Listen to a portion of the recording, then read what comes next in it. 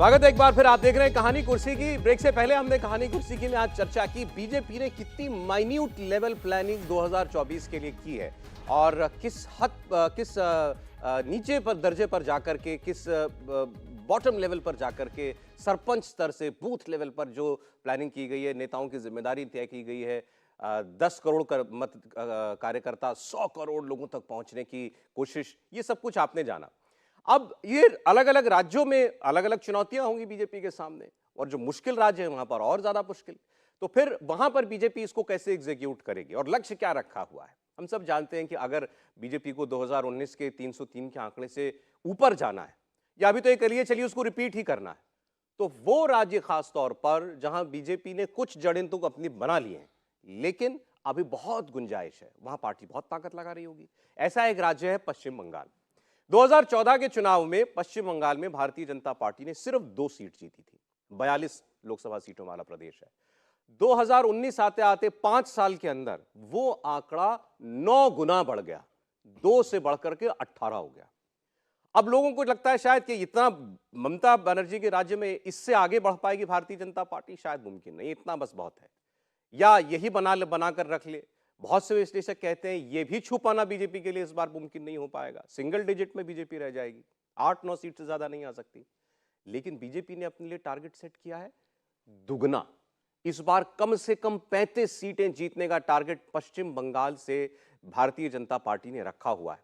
जाहिर है इस पर उनके जो विरोधी होंगे उनको शायद यह हास्यास्पद भी लगेगा, लेकिन अभी जिस लेवल की तैयारी की बातचीत आपने सुनी, उस तैयारी के साथ पश्चिम बंगाल में क्या यह मुमकिन हो सकता है, इस पर आइए हम लोग बात करते हैं। कल रात को 1 बजे गृह मंत्री अमित शाह और जेपी नड्डा वहां पहुंचे। हाल के दिनों में अमित शाह का वहां का ये दूसरा दौरा है, और सब आज के दिनों में तो मानते हैं कि पार्टी का ये तंत्र और इसके नट बोल्ट कसने की जो हम बात कर रहे थे उसमें अमित शाह माहिर हैं, एक्सपर्ट हैं। तो पश्चिम बंगाल में वो क्या कर रहे हैं? पश्चिम बंगाल के अंदर जो बातें बीजेपी के लिए प्लस मानी जाती हैं, पहले उनकी बात करते हैं। सबसे बड़ा प्लस पॉइंट तो यह है कि बीजेपी वहां के वोटर के मन में यह बात बैठाने में कामयाब हो गई कि यहां पर जबरदस्त मुस्लिम तुष्टीकरण ममता बनर्जी की सरकार करती है, और इसलिए वहां पर हिंदुत्व का कार्ड मजबूती के साथ चलता है। दूसरा सबसे बड़ा प्लस पॉइंट, नरेंद्र मोदी का चेहरा। जो वोटर विधानसभा के चुनाव में ममता बनर्जी की सरकार लेकर के आता है, 2021 का चुनाव जिसमें बीजेपी बड़े दमखम के साथ लड़ रही थी कि सत्ता परिवर्तन हो जाएगा, ममता बनर्जी ने शानदार तरीके से जीता था। लेकिन वो वोटर भी जब वो सोचता है कि नरेंद्र मोदी को देश का प्रधानमंत्री बनाना है कि नहीं बनाना है, तो उसमें से बहुत बड़ा वर्ग वो बीजेपी के साथ आ जाता है, यूं कह लीजिए नरेंद्र मोदी के साथ आ जाता है। तो वो वोट भी भारतीय जनता पार्टी को मिल जाता है। लेकिन इस सब के बाद भी बहुत सारी कमियां भी हैं, हम लोग उस पर आगे बात करेंगे। पहले स्ट्रेंथ्स की बात कर लेते हैं। कैसे मुमकिन है 18 का 35 या 36 करना पश्चिम बंगाल में? देवेंद्र, पिछले वो चुनाव की अगर बात करें सौरभ, तो बीजेपी ने माहौल पे वो ज़्यादा सीटें हासिल की थी, ज़्यादा वोट हासिल किया था। ग्राउंड पे बूथ लेवल तक वैसा ढांचा उनका तैयार नहीं था, और उसमें आप देखें तो बीजेपी में बहुत सारे लोग ऐसे थे जो कि टीएमसी से तोड़कर लाए गए थे, और उनकी निष्ठा को लेकर भी आखिरी समय में बहुत सारे सवाल भी खड़े हुए थे। पार्टी को भी अच्छा फीडबैक नहीं मिला। अब बीजेपी ने अपना ढांचा पिछली बार की तुलना में अपेक्षाकृत ज़्यादा बेहतर खड़ा कर लिया है, और उनको वहाँ पे लगता है कि पिछले बार जैसा माहौल अगर क्रिएट किया और इस ढांचे के आधार पर हमें ज़्यादा सीटें मिल सकती है। और शुभेंदु अधिकारी के हाथ में जिस प्रकार के आप देखें तो मध्य प्रदेश की कमान दी गई है, सुकांता मजूमदार और शुभेंदु अधिकारी, तो ये ग्राउंड पे लगातार इस बात को काम कर रहे हैं, और वहाँ अपने वर्कर्स के भीतर एक मैसेज देने में सफल रहे हैं कि आप पूरी ताकत से लड़ें, पार्टी आपके साथ खड़ी है। वहाँ पर बंगाल में सबसे बड़ी समस्या यही है कि वहाँ पर बीजेपी का सिंपैथाइजर भी डर जाता है इस बात से कि अगर उसने खुलकर कोई बात कही तो टीएमसी के लोग उसके ऊपर वायलेंस करेंगे, क्योंकि राज्य सरकार पर आरोप भी लगते रहता है कि पुलिस को एक निष्क्रिय नहीं, ये तो देखिए कहा ही जा रहा है कि एक 2021 का के चुनाव में बीजेपी ने अपना ग्राफ बहुत बढ़ा लिया, लेकिन उसके बाद जिस किस्म का रिप्रेजल हुआ, अब उसके कार्यकर्ताओं का दमन किया वहां की रूलिंग पार्टी ने, वो कार्यकर्ता उसने उसके हाथ खड़े कर दिए अपने, बहुत कार्यकर्ताओं ने, और बीजेपी उस वक्त शायद उसका हाथ पकड़ने के लिए खड़ी नहीं थी वहां। बिल्कुल साहब, ये एक सबसे बड़ी चिंता बीजेपी के लिहाज से जरूर रही है, और वहां पर प्रदेश इकाई को गृह मंत्री अमित शाह बार बार इस बात को कहते रहे। जब जब वो लोग यहाँ पे आता था इन शिकायतों को लेकर, प्रदेश बीजेपी की टीम, वो ये कहते थे कि ग्राउंड पे आपको लड़ना है, आप लड़ो, यहाँ से ऐसा कुछ भी नहीं किया जा सकता जो कि आपको प्रोटेक्शन मिले, आपको ही खड़ा करना होगा, और अपने कार्यकर्ताओं को जितना लीगल सपोर्ट देना है वो लीगल सपोर्ट दें, और उनके अंदर ये भरोसा पैदा करें कि अगर ममता बनर्जी वामपंथी हिंसा को दरकिनार करके आगे आ सकती हैं, तो ममता बनर्जी की हिंसा को भी दरकिनार करके आप लोग आगे आ सकते हैं। तो पहली बड़ी चिंता ये है पार्टी की। उसी गृहमंत्री अमित शाह के बार बार जाने से आप समझ सकते हैं कि वो भरोसा अपने आप में आ जाता है। दूसरी चीज़ की बंगाली प्राइड का मामला विधानसभा में ममता बनर्जी के साथ बहुत आसानी से जुड़ गया था। लोकसभा चुनाव में पार्टी को एकदम से निश्चिंता है इस बात को लेके कि वो फैक्टर वहाँ पर काम नहीं करेगा, और ये नैरेटिव पार्टी बहुत आसानी से देने में सफल रहेगी कि ममता बनर्जी तो मुख्यमंत्री हैं, इनका दिल्ली में कोई रोल नहीं, गठबंधन में इनकी पूछ भी नहीं है। तो वहाँ पर बंगाली प्राइड वाले भी जो वोटर्स छिटके थे वो बहुत आसानी के साथ आ सकते हैं। तो फिलहाल पार्टी की लाइन इन दो बिंदुओं पर काम करते हुए बहुत नजर आ रही है। राहुल जी, बीजेपी बंगाल, मैं ये बताऊंगा कि क्यों बीजेपी बंगाल में बढ़ सकती है और क्यों नहीं बढ़ सकती है, दोनों फैक्टर बता दूं। देखिए, बंगाल एक ऐसा राज्य है जहां 27% से ज़्यादा मुस्लिम वोट्स हैं। अब मैं इसका रिलेशन कैसे बताता हूं आपको। ये जो 5 राज्यों के चुनाव हुए, इनमें 3 राज्यों पर अगर हम कॉन्सेंट्रेट करें, मध्य प्रदेश, छत्तीसगढ़ और राजस्थान, इसमें कांग्रेस जो कंसोलिडेशन हुआ है, मुस्लिम वोट्स का कंसोलिडेशन कांग्रेस की तरफ हुआ है, बहुत ज़्यादा हुआ है। लगभग मध्य प्रदेश में 33% तक गया है ये कंसोलिडेशन। 33% उनका वोट मुस्लिम में बढ़ गया है। और अगर हम तीनों पहले इसकी तादाद में 33% ज्यादा मुसलमानों ने वोट दिया। अगर हम तीनों राज्यों की बात करें तो 16% से 31% तक अलग अलग पॉकेट्स में ये वोट हुआ है।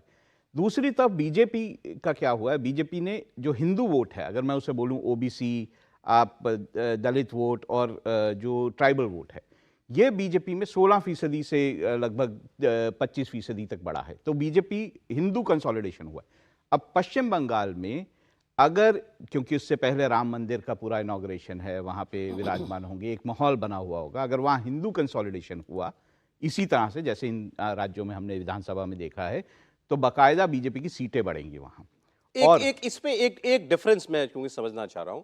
इन राज्यों के अंदर जैसा आपने बताया मुसलमान वोट ज्यादा मिल गया कांग्रेस को और इधर हिंदू वोट भी बढ़ गया, लेकिन ये जो वोट बढ़ा ओबीसी का या ट्राइबल का या शेड्यूल कास्ट का, ये हिंदू मुस्लिम पोलराइजेशन की वजह से नहीं बढ़ा, क्योंकि यहां इन चुनावों में ऐसा कोई मुद्दा शायद नहीं चला।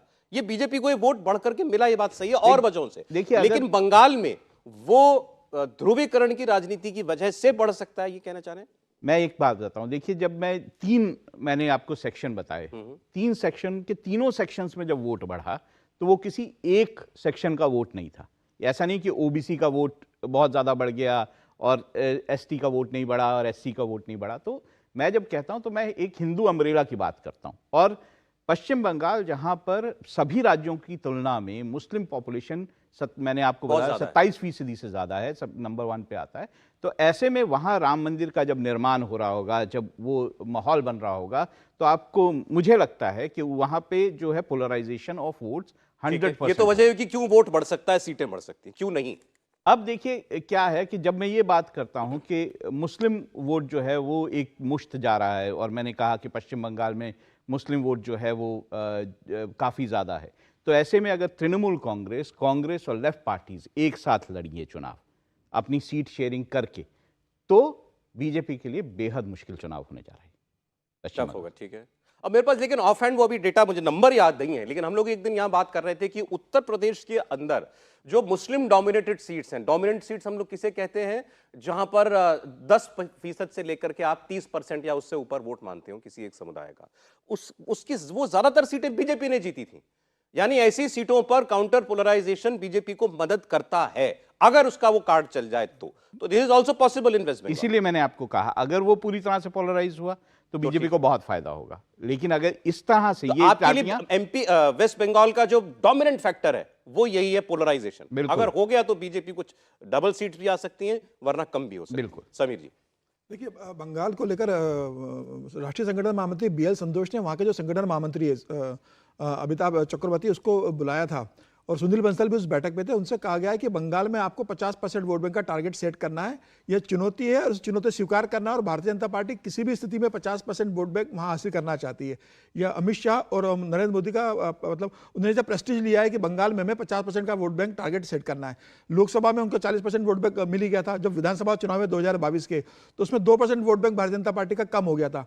तो जब कैलाश विजयवर्गीय अमित भाई को बधाई देने गए 77 सीटों की, तो अमित भाई ने पूछा कि 2% वोट बैंक कम क्यों हुआ। 77 तो ठीक है, हमें ये बताइए कि 2% वोट बैंक क्यों हुआ, हम तो 45% का टारगेट लेकर चल रहे थे, ममता 47 पे कैसे चली गई। अब वहां पर भारतीय जनता पार्टी ने सुनील बंसल को संगठन महामंत्री के सुनील बंसल को वहां प्रभारी बनाकर भेजा, उसके बाद प्रदेश अध्यक्ष बदल दिए यूपी गए। वाले सुनील बंसल, ये बता दिया कीजिएगा, रेफरेंस रहता है लोगों हाँ, को। उत्तर प्रदेश के जो संगठन महामंत्री थे सुनील बंसल, उन्हें वहां पर प्रभारी बनाकर भेजा गया है। इसके अलावा विशेष रूप से संघ के 5000 प्रचारक इस समय बंगाल के अंदर काम कर रहे हैं जमीनी स्तर पर, और उन्हें ये टारगेट सेट किया है इस बार कि 42 सीटों में से कम 37 सीटें भारतीय जनता पार्टी को जीतना है। और जो फोकस एरिया रखा है, वो फोकस एरिया रखा है, एक तो जो बांग्लादेश से जुड़ा हुआ जो एरिया है बंगाल का, वहां बहुत ज्यादा संघ काम कर रहा है, क्योंकि वहां पर जो घुसपैठ करके वहां से जो मुसलमान आए हुए, तो वहां के जो हिंदू है और बंगाली लोग हैं, उसके बीच में संघ बड़ा काम कर रहा है। पूरे बंगाल के अंदर 42 सीटों को संघ ने डिवाइड कर दिया, और संघ के प्रचारक वहां पर पिछले 2.5 साल से लगातार काम कर रहे हैं स्पेसिफिकली। तो मुझे लग रहा है कि बंगाल इस बार भारतीय जनता पार्टी के लिए एक बड़ा फायदा देने वाला है। भारतीय जनता पार्टी ने 18 सीटें जरूर जीती थी 2019 में, इस बार भारतीय जनता पार्टी वहां पर 23 से 24 सीटें जीतने की स्थिति अंदर पहुंच चुकी है इस आज की स्थिति के अंदर। और पार्टी ये मान के चल रही कि हमें वहां पर 30 सीटें से ज्यादा जीतना है आने वाले चुनाव के अंदर। अभी देखते हैं कि संगठन कितने स्तर पर काम करता है, लेकिन जिस हिसाब से वहां भारतीय जनता पार्टी लगातार फोकस कर रही है, अमित शाह का दौरा हो रहा है, अभी भी आज भी वो बंगाल के अंदर है, प्रधानमंत्री मोदी खुद वहां पर अपडेट जानकारी लेते रह रहे, संघ खुद वहां पूरी तरह से इन्वॉल्वमेंट है। तो मुझे ऐसा लगता है कि आने वाले दिनों में बंगाल भारतीय जनता पार्टी के लिए 4 से 5 सीटों का बढ़त देके जाने वाला है। देखिए, एक जो 2 चीजें खास तौर पर जो बाकी राज्यों में भारतीय जनता पार्टी के सामने चुनौती नहीं होती और बंगाल में है, एक तो यह कि बहुत स्ट्रांग रीजनल लीडर आपके सामने, बीजेपी के सामने बहुत सारे प्रदेशों के अंदर नहीं है। जहां पर कांग्रेस से डायरेक्ट टक्कर होती है वहां तो है ही नहीं, लेकिन यहां ममता बनर्जी जैसा स्ट्रांग लीडर उनके सामने। और दूसरी बात, ज्यादातर और प्रदेशों के अंदर बीजेपी का जो सिस्टम है, जो पार्टी का तंत्र है, वो औरों से बहुत सुपीरियर है, बहुत मजबूत है। लेकिन यहां वैसा भी नहीं है। यहां पर तृणमूल कांग्रेस का जो ग्रासरूट लेवल का वर्कर है, वो संख्या में भी ताकत में भी या तो उनसे बीजेपी से मजबूत है या टक्कर देने वाला है। इन दोनों से निपटना है बीजेपी को। हर्षवर्धन जी।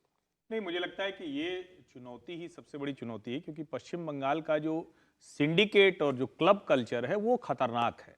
और खतरनाक इस कदर है कि चुनावों के बाद और चुनावों के पहले, चुनाव के पहले वो लाल कपड़ा रख जाते हैं, निशान लगा जाते हैं, और चुनाव के बाद ऐसी ढेर सारी राजनीतिक हत्याएं होती हैं। वहाँ बहुत बड़े बड़े नेता वहाँ मारे गए। तो ये एक चुनौती है। लेकिन अभी जहां बंगाल की राजनीति पहुंची है, उसको 2-3 चीजों में देखना चाहिए। पहली बात तो यह कि भारतीय जनता पार्टी ने अपने कार्यकर्ताओं का हाथ कभी नहीं छोड़ा।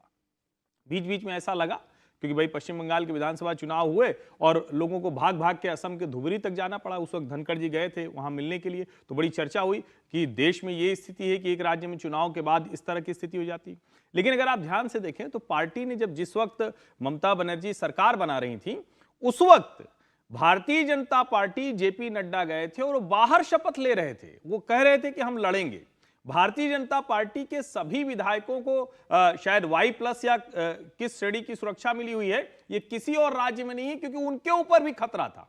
वहां थानों से जिस तरह की एक कहे कि सेटिंग गेटिंग चलती है तृणमूल कांग्रेस की, वो खतरा था। लेकिन अब इसका दूसरा पहलू क्या हुआ?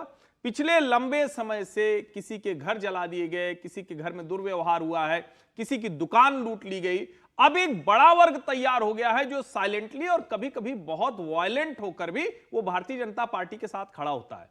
यानी जाने अनजाने ममता बनर्जी और उनकी तृणमूल कांग्रेस ब्रिगेड ने, स्पेशली जो क्लब कल्चर वाली है, उसने ऐसे 50-100 घर हर विधानसभा में चिन्हित कर दिए हैं जो घोर तृणमूल कांग्रेस विरोधी हुआ। नंबर 1। नंबर 2, ये इन 77 विधायकों के होने से जो एक जिसको हम कहते हैं ना, लोगों को आत्मबल आया। अब एक सामान्य टीचर था, वो बन गया वहां। कोई कल तक छात्र राजनीति में था, आज विधायक बन गया है। ऐसे लोगों के विधायक बनने से बहुत लोगों को एस्पिरेशनल जो क्लास है वो उठ खड़ा हुआ है। तीसरी जो सबसे महत्वपूर्ण बात है, जो आप सवाल पूछ रहे थे और मैं वही कहने वाला था, अच्छा हुआ कि आपने वो रेफरेंस जोड़ा। 40% तो है सहारनपुर में मुसलमान, 50% तो है रामपुर में मुसलमान, मुरादाबाद, और इस तरह से आप आएंगे तो सहारनपुर से कन्नौज आते आते आपको बहुत सी सीटों पर ऐसा दिखेगा। एक समय में तो मुसलमान के साथ बीच में यादव और इधर पश्चिमी उत्तर प्रदेश में जाट, ये दोनों जोड़ के आप कहते थे कि अरे ये खेल हो जाएगा। उससे भारतीय जनता पार्टी उभर कर आई है। और अगर आप ध्यान से देखें, 13 में प्रभारी बनने के साथ अमित शाह की सबसे बड़ी चुनौती यही थी। अब वहां के उन सेक्शंस को जोड़ने की प्रक्रिया शुरू हुई जिसको हम हिंदू वोटर कहते हैं, जिसको हम अलग अलग सेक्शंस में बटा हुआ कहते हैं। उस पर भारतीय जनता पार्टी ने, राष्ट्रीय स्वयंसेवक संघ ने बहुत काम किया है, जिसको हम कहते हैं जो सोशल फैब्रिक जोड़ने की कोशिश है वो खतरनाक तरीके से भाजपा के पक्ष में काम कर रही है। और अगर आप ध्यान से देखें तो ममता बनर्जी पहली बार गठजोड़ के लिए आतुर हैं। मैं इस शब्द का इस्तेमाल कर रहा हूं और मेरा यह मानना है यह आतुर होना दिखाता है कि उनको समझ में आ रहा है कि अगर कम्युनिस्ट और कांग्रेस उनके साथ नहीं आए तो भारतीय जनता पार्टी वहां की सबसे बड़ी पार्टी लोकसभा में होने जा रही है। और अगर ये साथ आएंगे भी तो ऐसा नहीं कि एकदम से पलड़ा पलट जाएगा, क्योंकि जो बड़ा मतदाता है वो अपना मन बना चुका है ममता बनर्जी को लेकर। राज्य की जनता में 18 का 36 होना ये मुमकिन है आपके लिए या नहीं, ईमानदारी से?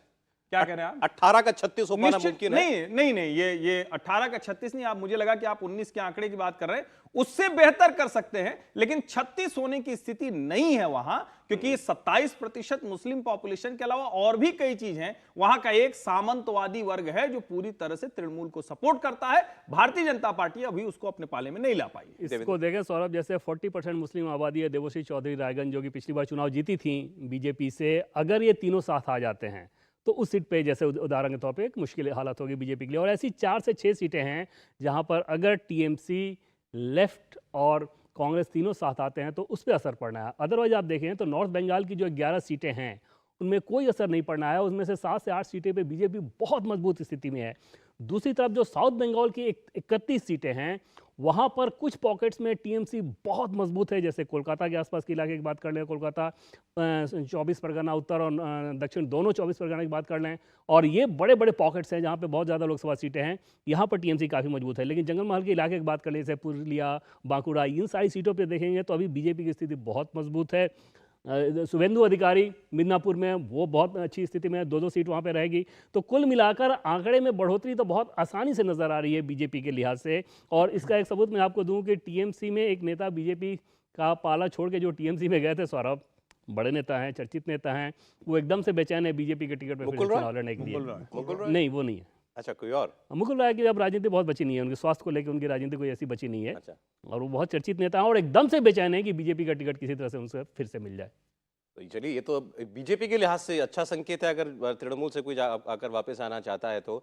पश्चिम बंगाल से लेकिन अगर कुछ भरपाई होती है नेशनल लेवल पर, अगर आप देखिए, और फिर हम रेफरेंस पॉइंट अपना 2019 का 303 ही मान करके चले, तो अगर यहां से 2, 4, 5, 10 सीटों की बढ़त हो जाती है तो ये बीजेपी के लिए तो एक बहुत बड़ा बेनिफिट होगा, क्योंकि उसको जैसे आप बता ही चुके हैं कि कितने राज्यों में उसको रिटेन करना है अपने आप को। बिल्कुल सौरभ, जहाँ बढ़ोतरी की उम्मीद है वो पार्टी वहीं पे जोर लगा रही है। जैसे बंगाल की बात कर लें, उड़ीसा की बात कर लें, तेलंगाना की बात करें, इन्हीं सारे पॉकेट में जोर लगा रही है। जी देखिए, बीजेपी के लिए 339 सीट्स एक ऐसी सीट्स हैं जिसमें से उसको 272 का जो आंकड़ा है बड़े आराम से वो केक वॉक है उसके लिए, कि एकदम मिलेंगी ही मिलेंगी टाइप है। तो मुझे लगता है 272 मतलब लोकसभा मेजॉरिटी, तो केक वॉक बता रहे हैं आप? हाँ, वो मैं पहले से आपको बोल रहा हूँ कि ये चुनाव बीजेपी जीतने जा रही है, क्योंकि ये बीजेपी को भी मालूम है, उन्होंने चिन्हित किए हैं 339 सीट्स जिसमें से 272 का आंकड़ा उनको मिलने ही जा रहा है। वो बिल्कुल श्योर हैं उस मामले में। अब बात आती है, जब हम बात करते हैं कि जैसे हमने कहा कि अभी बात हो रही थी कि जहाँ पे जोर लगा रही है बीजेपी। देखिए, अब मध्य प्रदेश, छत्तीसगढ़, मैं बार बार उस पर इसलिए आता हूँ क्योंकि वो इंडिकेटर्स देते हैं। अब मध्य प्रदेश, छत्तीसगढ़, राजस्थान, चलिए इस पे बात कर लेते हैं। राजस्थान में अगर इसी तरह से वोटिंग हुई जिस तरह से अभी वोटिंग हुई है, जिन पॉकेट्स में जितने वोट बीजेपी कांग्रेस को अगर पड़े हैं, राजस्थान की बात करें तो एक कैलकुलेशन जो आता है उसमें ये आता है कि बीजेपी 14 सीट पाएगी और कांग्रेस 11 सीटें पाएगी। अच्छा। और उसके बाद अगर हम छत्तीसगढ़ की बात करें, इसी तरह से वोटिंग पैटर्न हुआ जैसा अभी है, तो बीजेपी 8 सीटें पाएंगी, कांग्रेस 3 सीटें पाएंगी। और मध्य प्रदेश का ये है कि बीजेपी 25 सीटें पाएगी और कांग्रेस 4 सीटें पाएगी। तो ऐसे में मैं जब कहता हूं कि ये बीजेपी के लिए एक टास्क है कि वो अपनी सीटें इन राज्यों में बचा के रखे, तो वो सच में टास्क है, क्योंकि जो पैटर्न अभी विधानसभा चुनाव का, जबकि विधानसभा चुनाव मैं नहीं मानता कि वो लोकसभा चुनावों से कोई रिलेटेड होते हैं, लेकिन एक पैटर्न अगर देखा जाए, वोटिंग पैटर्न देखा जाए, तो इस तरह के आंकड़े सामने आते हैं। ऐसे में बीजेपी के लिए बहुत ज़रूरी होगा कि वो तेलंगाना में अपनी स्थिति जो है बेहतर करे। उसके लिए बहुत ज़रूरी होगा कि वो तमिलनाडु से, क्योंकि वहाँ अन्नामलाई का एक बहुत यंग ऑफिसर जो है उसने अपनी जो है वो मतलब अपनी नौकरी छोड़ के उन्होंने राजनीति शुरू की है, वहाँ पे बाकी भी बीजेपी की कोशिशें, तो वहाँ पर वो अपनी चीज़ें बेहतर करे, बिहार में बेहतर करे, पश्चिम बंगाल में बेहतर।